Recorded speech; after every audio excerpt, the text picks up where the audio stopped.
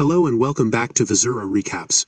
A man named Milo Stanfield, who has autism spectrum disorder, or ASD, is shown in the opening scene. He is observing a woman in the adjacent flower shop while standing on a roadway in New Jersey. He also appears to be performing some intricate calculations about the timing of events taking place around him in the midst of all of this.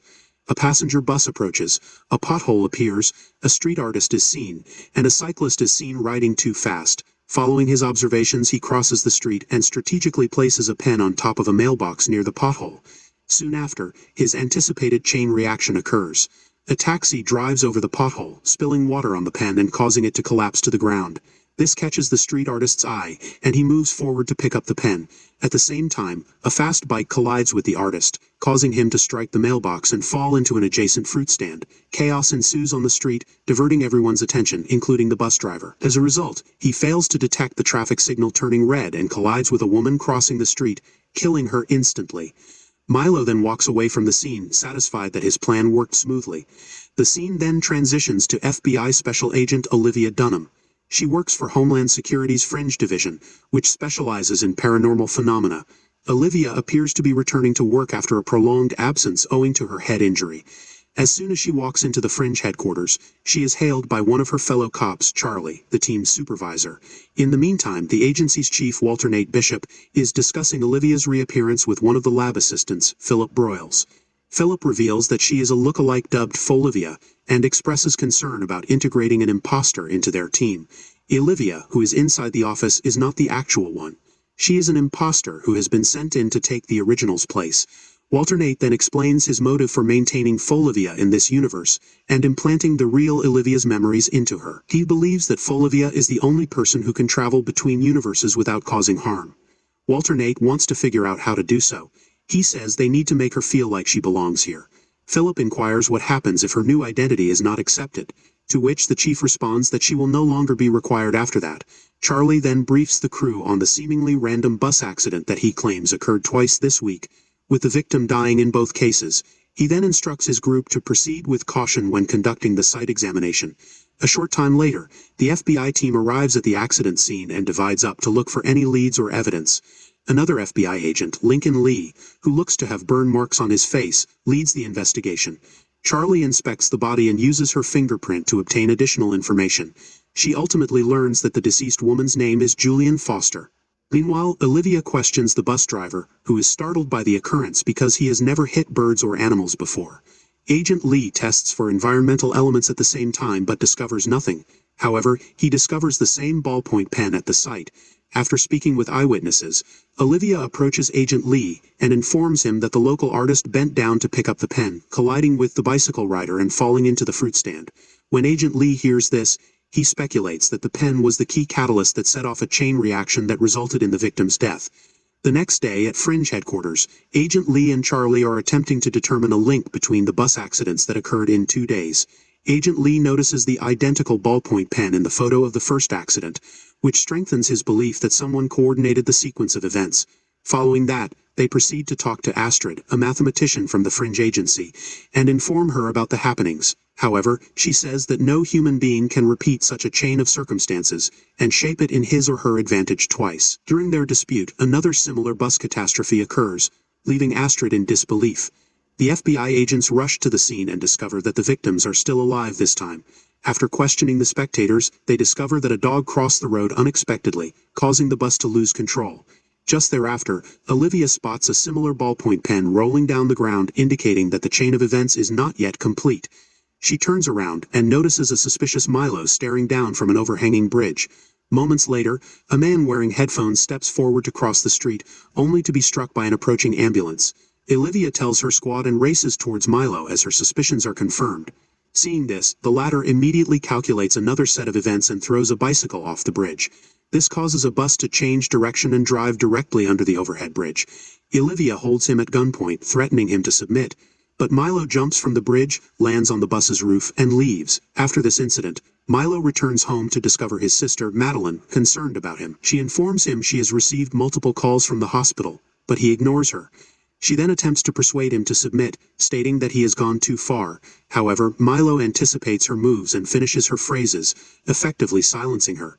Soon later, Madeline presents him a tiny plastic horse toy, a memory from their mother. This makes him uneasy, so he walks away claiming that it is now unimportant.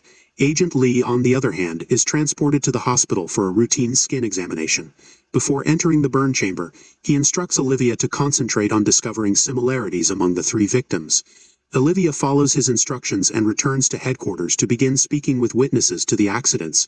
After further investigation, she learns linkages between the three victims and a medical center. All three were directly or indirectly tied to this facility. She informs Charlie of her discoveries, and the two promptly travel to this medical clinic. Upon arrival, Olivia discovers that one group of patients is using the same ballpoint pens because they are unable to use digital gadgets. Later, they encounter Dr. Levin, a chief doctor, who recognizes all three bus accident victims. After informing them about the victims, Dr. Levin says that they have been assisting mentally challenged individuals with experimental techniques to improve their intelligence. He also gives them video footage of their patients. And Olivia recognizes Milo. When asked about him, Dr. Levin says that he is one of their patients who underwent the same pharmacological experiment that increased his IQ dramatically. He goes on to explain that Milo was freed from the hospital under his sister's supervision, and that he was scheduled to return to reverse the experimental process. But now he isn't answering their calls, and is killing everybody who tries to control him. After learning of Milo's sister, the FBI agents decide to pay her a visit. Unbeknownst to them, Milo is keeping a tight eye on Olivia, studying every movement pattern and forecasting her next step. Later, Charlie and Olivia arrive to Milo's home, where they are met by Madeline. When they query her about Milo's whereabouts, she claims to be uninformed. Sensing she is concealing something, the agents inform her of the crimes he has committed, and how hazardous it is to let him go free. While Charlie investigates Milo's room, Olivia talks about her late sister and how they used to care for each other. Madeline is comforted enough to give more information about her brother.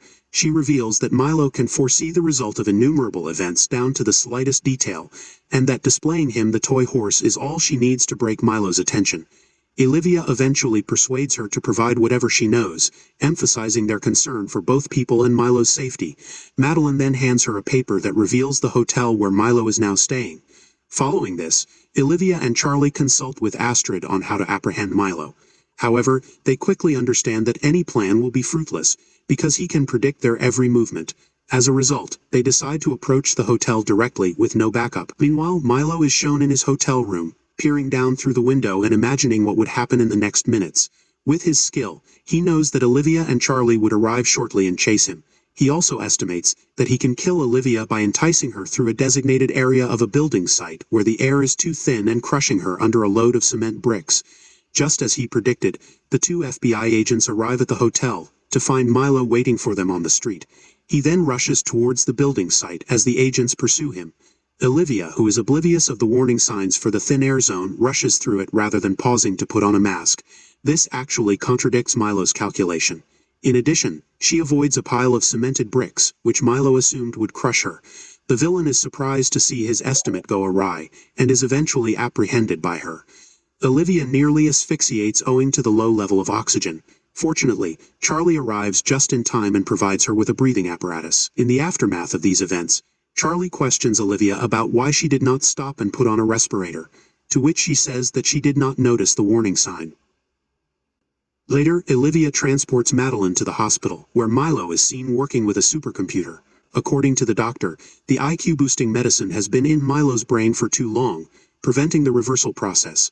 Now his mind has advanced to the point that only computers can interpret his ideas.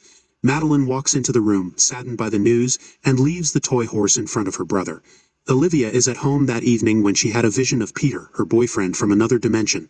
He tells her she does not belong in this universe. To back up his assertion, he reminds her of how her lack of understanding about the universe once saved her life. According to him, she would have perished if she had detected the warning signs and stopped. Peter encourages her to recall all of her memories and kisses her before vanishing. That was the end of the video. I hope you enjoyed it. Subscribe for more material like this, and please press the like button to assist us. Also, if you want us to recap your favorite movie, leave a comment. Take care until the next time.